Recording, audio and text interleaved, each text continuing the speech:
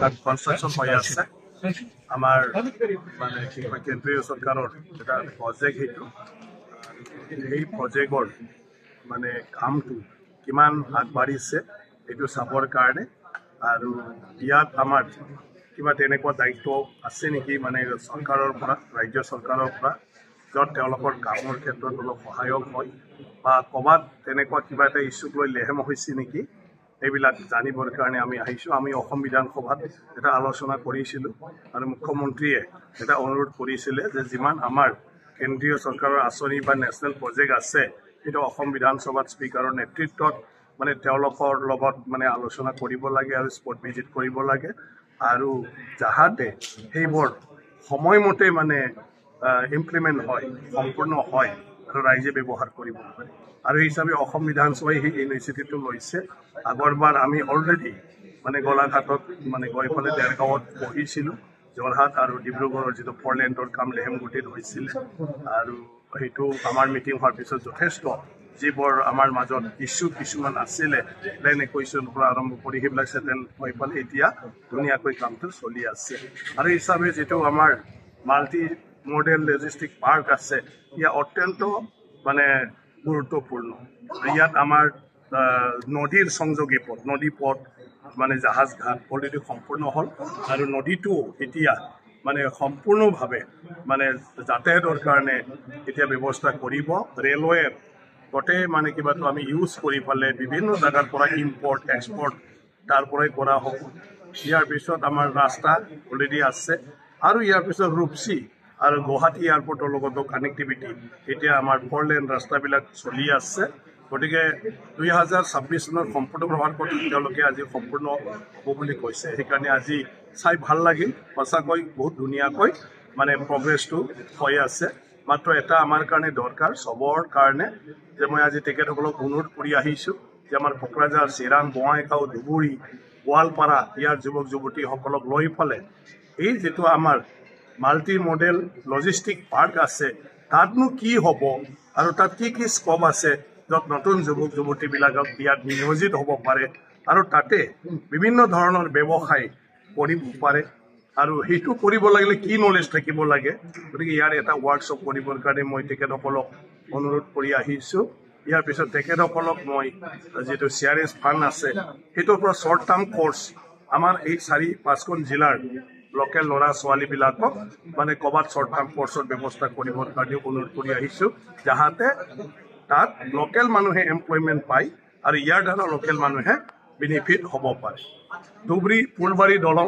বহুত দীঘল 19 কিলোমিটাৰ আৰু বহুতখিনি অগ্ৰগতি হৈছে 54% অলৰেডি কমপ্লিট হ'ল আৰু আমাক আজি চব লৈ যাই পেলাইও দেখুৱালে প্ৰেজেণ্টেশ্যন দিলে আৰু আমাক কথা দিলে প্ৰতিশ্ৰুতি দিলে যে সময়মতে শেষ হ'ব আৰু তেওঁলোকৰ সময়সীমাটো হ'ল 2027 চন। গতিকে 2027 চনত সম্পূৰ্ণ হ'ব। গতিকে সেইটো হোৱাৰ লগে লগে আমাৰ অকল অসম আৰু মেঘালয় নহয় ধুবুৰী আৰু মেঘালয় নহয় আমাৰ ভূটান ভাৰত আৰু বাংলাদেশৰ মাজত এই ৰাস্তাটো বা কমিউনিকেশ্যনটো সম্পূৰ্ণ হৈ যাব আৰু সেইটো হোৱাৰ লগে লগে আমাৰ জীৱনটোত এটা পৰিৱৰ্তন আহিব। আজি আমি বহুতেই নাজানে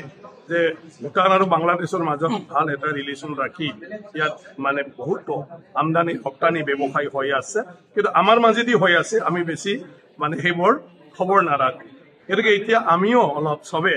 মানে সজাগ হ'ব লাগিব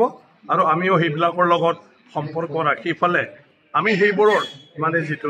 বেনিফিট এই বেনিফিটটো আমিও ল'ব লাগিব। গতিকে আজি সেই কথাবিলাক আমাৰ গোটেই MLA খিনি অনুভৱ কৰিছে আৰু সেইটো ব্যৱস্থা ল'বৰ কাৰণে আমি তাতেও সেইটো অনুৰোধ কৰি আহিছোঁ ধুবুৰীতো যে সেই ব্ৰিজৰ লগে লগে তেওঁলোকে যিটো মানে অলৰেডি প্ৰায় 4,000 কোটি টকাৰ প্ৰজেক্ট কৰি আছে CSR ফাণ্ডত তেওঁলোকে বিভিন্ন মানে ক্ষেত্ৰত সহায় কৰি আছে। কিন্তু মই কৈছোঁ আমাৰ লোকেল ল'ৰা ছোৱালীক এইবোৰ যিটো আমাৰ তাত মানে ডাঙৰ এটা নেশ্যনেল প্ৰজেক্টবিলাক হৈ আছে সেই নেশ্যনেল প্ৰজেক্টবিলাকক লৈ ফালে আমি কিবা এটা কৰিব পৰা দক্ষতাৰ কাৰণে আমাক যাহাতে প্ৰপাৰ এডুকেশ্যনৰ ব্যৱস্থাটো কৰি দিয়ে তেওঁলোকে কৰি দিম বুলি কৈছে। সেয়া হ'লে ভাল হ'ব। আনফালেদি আমাৰ কোকৰাঝাৰ আৰু চিৰাঙত আমাৰ ভূটান কানেক্টেড ৰোডবিলাক খুবেই জৰাজীৰ্ণ অৱস্থাত বহু বছৰ আছিলে। গতিকে সেইবোৰো যাহাতে দ্ৰুতগতিত মানে কামটো কৰিব পাৰে অলৰেডি চেংচনো হৈছে কোনটোবা কিন্তু পৰৱৰ্তী মানে যিখিনি কাম কাজ এইটো এতিয়ালৈকে হোৱা নাই সেইটো কালি আমি উল্টাপানী ৰাস্তা মানে বিছমুৰীৰ পৰা আৰু এইফালে আপোনাৰ গেলেমপুৰ চামটাইবাৰীৰ পৰা গেলেমপুৰ ৰাস্তা আৰু এটাটো হ'ল আমাৰ মানে কি কয় চাপাগুৰিৰ পৰা বঙাইগাঁও চাপাগুৰিৰ পৰা আমটেকা ৰাস্তা ইয়াৰ বিষয়ে কালি বিভাগৰ লগত আলোচনা কৰিব আৰু সেই ৰাস্তাখিনি গৈ ফালে অলপমান উমান ল'ব আমাৰ বিধায়কসকলে তাৰপিছত আমি এটা বিভাগবিলাকৰ লগত ৰাইজৰ যিবিলাক অভিযোগ তাক লৈ আমি আলোচনা কৰিম আলোচনা কৰি পেলাই যিমান পাৰে সোনকালে সমাধান কৰিবলৈ আমি কালি নিৰ্দেশ দিম আৰু আমাৰ প্ৰশাসনৰ তৰফৰ পৰা বা বিভাগবিলাকৰ তৰফৰ পৰা কি সহায় কৰিব লাগে PWD আৰু কণ্ট্ৰাক্টৰক সেয়া যাতে সময়মতে আমি কৰি দিম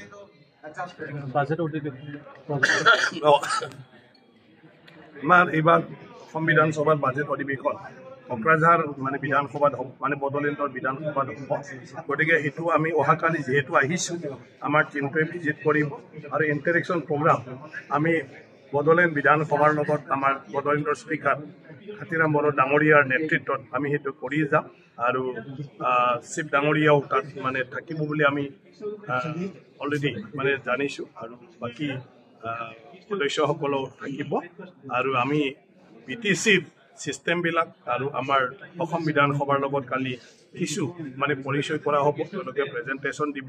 গতিকে BTC প্ৰশাসনিক বিষয়ে আৰু BTCৰ কাম কাজ কৰাৰ বিষয়ে আইন প্ৰণয়নৰ বিষয়ে কালি অকণমান ইণ্টাৰেকশ্যন আমাৰ MLA আৰু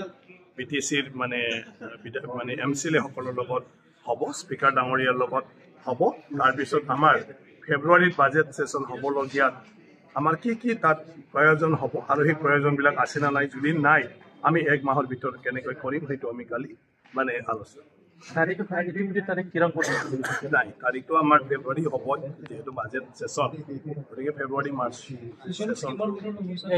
নাই আমাৰ কোকৰাঝাৰত এদিনৰ কাৰণে হ'ব কাৰণ এতিয়া আমি অলপ চেষ্টা কৰিছিলোঁ আমাৰ মানুহ ৰাখিবলৈ আন্তঃগাঁথনি এতিয়াও সম্পূৰ্ণ নহয় কাৰণ অকল MLA খিনিৰ কাৰণে আমাক 120টা জাগা লাগে আৰু লগে লগে আমাৰ মিনিষ্টাৰ সকলৰ লগত বহুতো ষ্টাফ থাকে ডিপাৰ্টমেণ্টত বহুত ষ্টাফ থাকে আৰু ছিকিউৰিটি ৰিজনতো চবৰে PSO থাকে ড্ৰাইভাৰ থাকে এই গোটেই একমডেশ্যন এছেম্বলিৰ আমাৰ মানে 100-150 ষ্টাফ ইয়াতে মানে থাকিব লাগিব যদিও আমাৰ অনলাইনত কামটো হ'ব আৰু ডেইলি আমাৰ প্ৰত্যেকটা বিভাগত কুৱেশ্যনৰ কাৰণে আমাৰ মানে কি কয় 6-7-8টা বিভাগ ইয়াৰ বিষয়া কৰ্মচাৰী ইয়াত আহিব লাগে গতিকে এইটোৰ কাৰণে অলপ আৰু লাগে আমাৰ ছেছনটো 2-3 দিন বা 5 দিন এসপ্তাহ চলাবৰ কাৰণে সেইকাৰণে প্ৰথম পৰ্যায়ত অকল আমি মানে কি কয় গভৰ্ণৰৰ অভিভাষণ আৰু লগতে স্পীকাৰ্ছ ইনিচিয়েটিভত আমি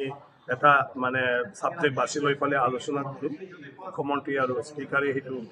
মানে ডিচিশ্যন লয় গতিকে ইয়াৰ ওপৰত ডিবেট হ'ব মানে এটা বিষয়ৰ ওপৰত সম্পূৰ্ণ এদিন আলোচনা হ'ব আৰু গভৰ্ণৰৰ ভাষণ পাঠ হ'ব গতিকে সেই দুইটা